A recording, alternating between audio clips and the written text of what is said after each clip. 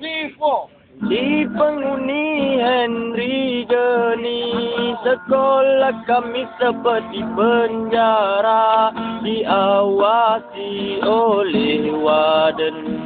Kalau lari sia-sia saja, risugem nama diberi, slogan kata sekolah kami, lambang burung dibakar api, sudah mati hidup kembali. Oh Tuhan, ampunilah dosaku ini.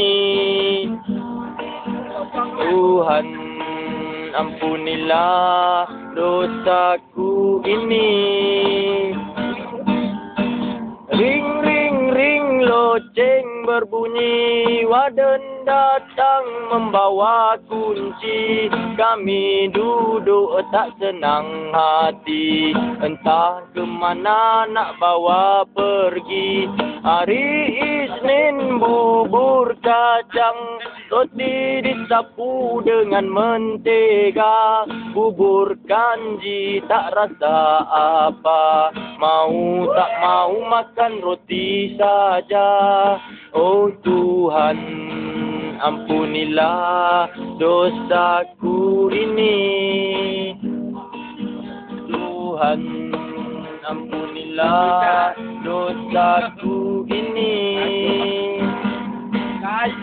Pukul 7 sampai pukul 5, kami kerja sudah lebih masa. Jika ingkar ditimpa bala, jangan lupa penegrit ada. Yang menangis meminta tolong, yang sakit pula diusung. Orang lain tengok di panggung, kami di sini sendiri tanggung. Sekian saja sampai di sini, lain hari ku ceritakan lagi. Ini kisah yang ku alami 3 tahun di Henry Geni.